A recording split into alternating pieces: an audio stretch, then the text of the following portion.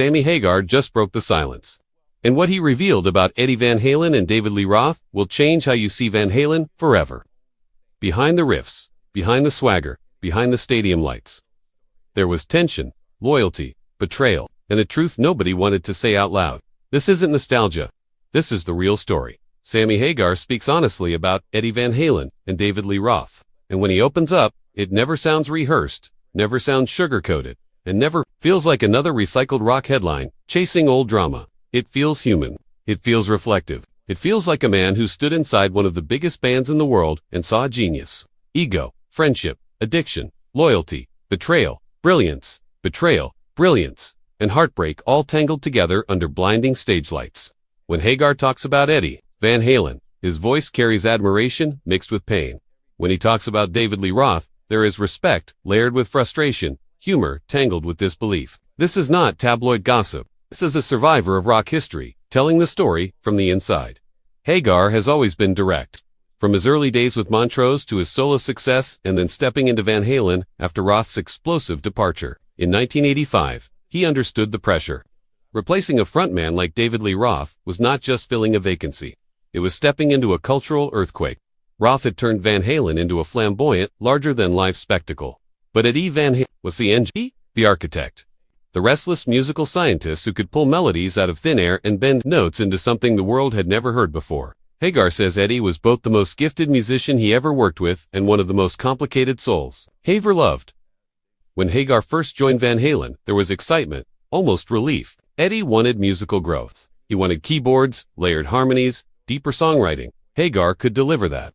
Albums like 5150, OU 812, and For Unlawful Carnal Knowledge showed a different side of the band, more polished, more melodic, but still thunderous. Hagar insists that the chemistry was real in those early years. They laughed. They created fearlessly. They pushed each other. He says Eddie would call him in the middle of the night with a riff bursting with childlike enthusiasm, desperate to capture lightning before it faded. That passion is what Hagar remembers most clearly. But the same fire that fueled Eddie's brilliance also burned everything around him. Hagar has never hidden the truth about Eddie's struggles with alcohol and later health issues. He describes watching his friend drift in and out of clarity, sometimes laser-focused in the studio, sometimes unreachable behind a haze. Hagar says it hurt because he believed in Eddie not just as a guitarist but as a person who deserved peace. He speaks about long conversations that started with music and ended with confessions, laughter, or silence, heavy with unspoken worry. When the topic shifts to David Lee Roth, Hagar's tone changes but not into bitterness. He acknowledges Roth's charisma. He admits Roth was the perfect frontman for the early years, the carnival barker who could command an arena with a grin and a scream. Hagar says Van Halen, without Roth, would never have exploded the way it did in the late 70s and early 80s, but he also suggests that Roth and Eddie were combustible by design. Two strong creative forces, two different visions, both unwilling to fully surrender control. The friction made magic until it made chaos. Hagar often defends his era in the band against critics who claim Van Halen lost its edge when he joined. He counters that evolution is not betrayal. He points to #1 albums, sold-out tours, and songs that still dominate classic rock radio. He argues that Eddie wanted that evolution. It was not Hagar softening the band. It was Eddie exploring new musical territory. Hagar says the narrative that he diluted the band is a myth, fueled by nostalgia and loyalty to Roth's flamboyant persona. He insists the truth is more nuanced, more complex, more honest. Behind the scenes, the tensions grew slowly. Hagar recalls moments when communication broke down, Eddie withdrawing. Management conflicts. Personal issues spilling into professional decisions. He says there were days when they felt unstoppable and days when the room felt divided by invisible walls. Yet even during the darkest times, Hagar insists he never stopped believing in Eddie's heart. He describes visiting Eddie during health battles, feeling the weight of time pressing against memories of youthful invincibility. That contrast, he says, is what still shakes him. About Roth, Hagar remains blunt but measured. He says Roth thrives on spectacle and reinvention. He believes Roth's confidence is both authentic and theatrical. Hagar does not deny Roth's impact, but he questions whether Roth and Eddie ever truly found lasting peace in their creative partnership. When Roth returned to Van Halen, years after Hagar's exit, the reunion carried excitement but also fragility. Hagar watched from the outside, feeling both detached and emotionally tied to the legacy they all shared. What makes Hagar's reflections powerful is that he does not pretend to be innocent in every conflict. He admits he could be stubborn. He admits he fought hard for his voice in the band. He admits the pressure of sustaining a global rock empire can twist perspective. But he rejects the idea that the story is simple. For him, Eddie was not just the guitar god from magazine covers. He was a friend who laughed at dumb jokes, who chased sounds like a kid chasing fireflies, who sometimes struggled under the weight of his own legend. Hagar speaks with a mixture of gratitude and lingering sadness. He says that when people ask him about Van Halen, they often want a villain and a hero. They want clear sides. He refuses to provide that. Instead, he offers something messier and more real. He talks about creativity born from tension. He talks about friendship strained by fame. He talks about watching someone he admired fight internal battles no riff could solve. And through it all, he emphasizes that music was always the core, always the sacred ground where differences temporarily dissolved. As he reflects on Eddie Van Halen's passing, Hagar's words slow down. He speaks about regret over lost time, about wishing certain arguments had ended differently, about wishing pride had stepped aside more often. He says that in the end, what matters is the sound they created together. The connection with fans. The nights when thousands of voices sang back at them. That is what survives. Not the headlines, not the rivalries. The music. And when asked directly about David Lee Roth, Hagar shrugs off the idea of an eternal feud. He says history will always compare them, always debate which era was superior. But he believes the band's legacy is big enough to hold both chapters. He says the story of Van Halen is not a straight line. It is a storm of personalities colliding and creating something unforgettable. He stands by his time in the band, stands by his friendship with Eddie, and stands by the truth as he experienced it. Unfiltered and unapologetic. This is not nostalgia. This is memory sharpened by time. Sammy Hagar does not speak to rewrite history. He speaks to humanize it. And in doing so, he reveals that behind the amplifiers and pyrotechnics were three men chasing greatness in different ways, bound together by sound and separated by circumstance, forever linked by a name that changed rock music forever. Hagar continues speaking honestly about Eddie Van Halen and David Lee Roth. And the deeper he goes, the more the myth fades and the humanity rises. He says people often freeze Van Halen in a single snapshot, either the wild early days with Roth swinging a microphone like a weapon or the soaring choruses of the Hagar era that filled stadiums with melody and muscle. But inside the band, it was never a frozen image. It was movement, pressure, adaptation, and survival. Hagar describes it as riding a rocket built by geniuses who sometimes disagreed about the direction of the sky. He remembers the first time he truly understood the depth of Eddie's musical mind. They were in the studio, chasing a song that refused to settle.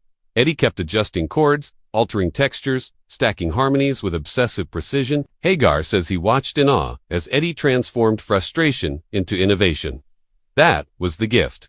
Eddie could take chaos and translate it into something breathtaking. But Hagar also saw how that same intensity could spiral inward, turning self-criticism into self-destruction. He says fame magnified every insecurity, every fear of not being good enough, even for someone the world considered untouchable. When Hagar addresses the constant comparisons to David Lee Roth, he does not shy away from the competitive undertone that always lingered. He admits he felt it from fans, from media, sometimes even from within the band's inner circle. But he insists his goal was never to replace Roth's personality. He brought his own identity, his own vocal range, his own songwriting instincts.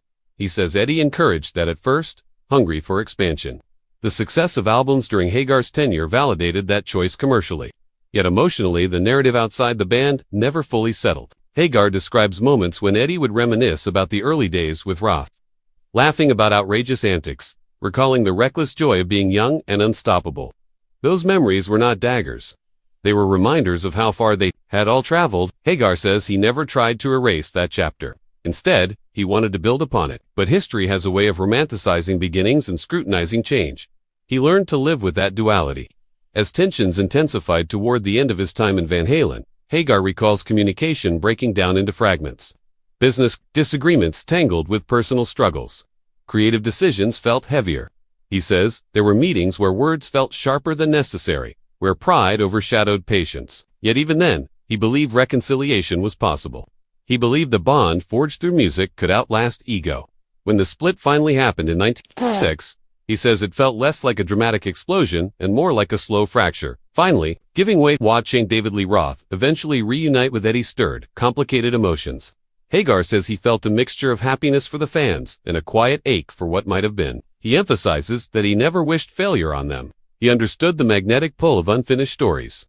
But he also recognized that old patterns rarely vanish entirely.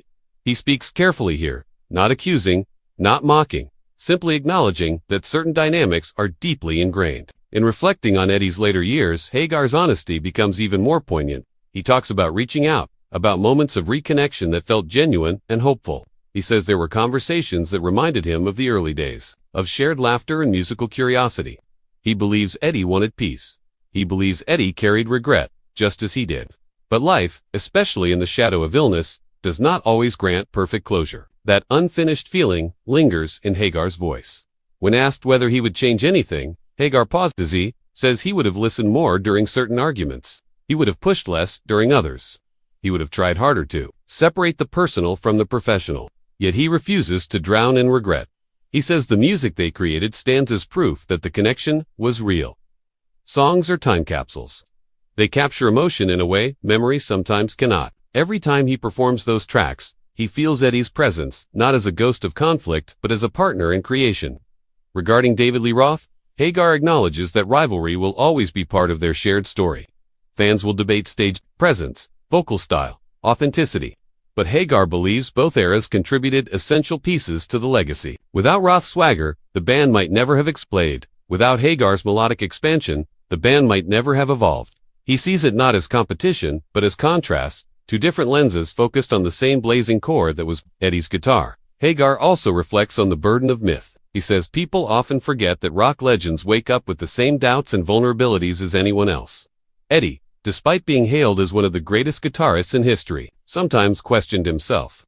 Roth, despite projecting fearless flamboyance, guarded his own insecurities. Hagar admits he did the same. Stardom magnifies strengths but also magnifies cracks. And inside a band as massive as Van Halen, those cracks can echo loudly.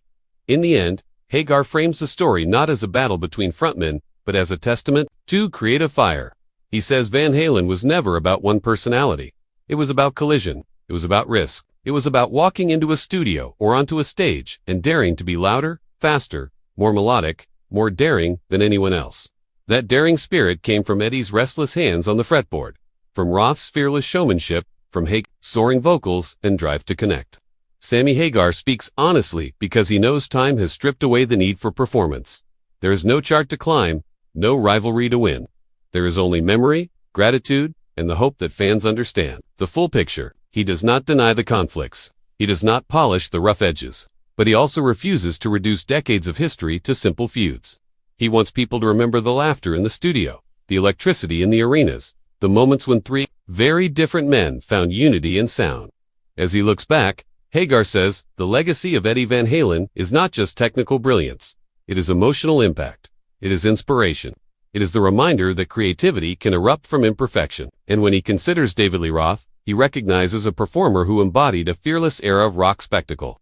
Together, their intertwined stories form a saga that will be debated for generations. Sammy Hagar's honesty is not about settling scores. It is about telling the truth as he lived it. It is about honoring a friend who changed music forever and acknowledging a frontman who helped build the empire. It is about accepting that greatness often comes wrapped in complexity. And above all, it is about the music that still roars from speakers around the world, carrying echoes of rivalry, friendship, tension, triumph, and a shared dream that once felt invincible under the lights.